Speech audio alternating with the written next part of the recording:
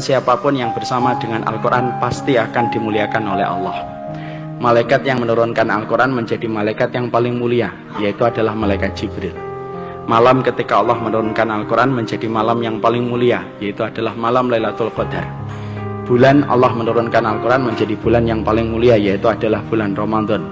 Dan laki-laki yang diturunkan kepadanya Al-Quran menjadi laki-laki yang paling mulia, yaitu adalah Rasulullah SAW.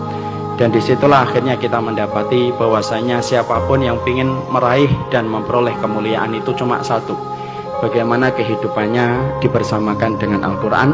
Karena siapapun yang bersama dengan Al-Quran pasti akan mulia. Dan Al-Quran itu merupakan mukjizat terbesar yang Allah turunkan pada kehidupan manusia.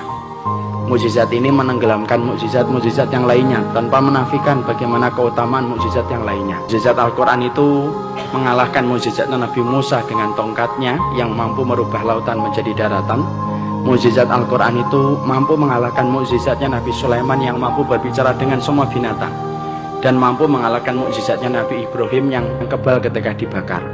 Karena semua mukjizat para nabi dan mukjizat para rasul itu hilang bersama dengan wafatnya mereka. Adapun mukjizat Nabi Muhammad, walaupun dulu saya ketika waktu kecil suka bingung kenapa mukjizatnya Rasulullah itu hanya Al-Quran, tapi ternyata baru saya tahu, ternyata Al-Quran itu bukan hanya mukjizat, tapi mukjizat yang paling besar. Karena mukjizat para nabi dan para rasul itu hilang seiring dengan wafatnya mereka, tetapi mukjizatnya Nabi Muhammad itu tidak hilang walaupun Rasulullah sudah meninggal dunia. Efektivitasnya itu tetap berlangsung mukjizat itu sampai nanti matahari terbit dari arah barat. Makanya dari situlah kita akhirnya mengetahui siapapun yang ingin membangun kemuliaan itu dimulai dari Al-Quran yang ditanam di dalam dadanya. Makanya kalau kita mendidik hari ini harus kita rubah paradigmanya, bahwasanya pendidikan pertama itu bukan matematika, pendidikan pertama itu bukan fisika dan bukan bahasa Inggris.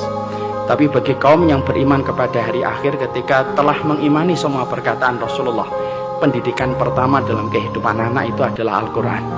Karena Al-Quran itu apabila telah hidup pada kehidupan seseorang, maka sesungguhnya mukjizat itu sudah ada di dalam dada anak itu. Dan kalau mukjizat itu sudah hidup dalam dada seseorang, maka Allah itu tidak punya alasan untuk tidak menolong orang yang di dalam dadanya itu ada Al-Quran.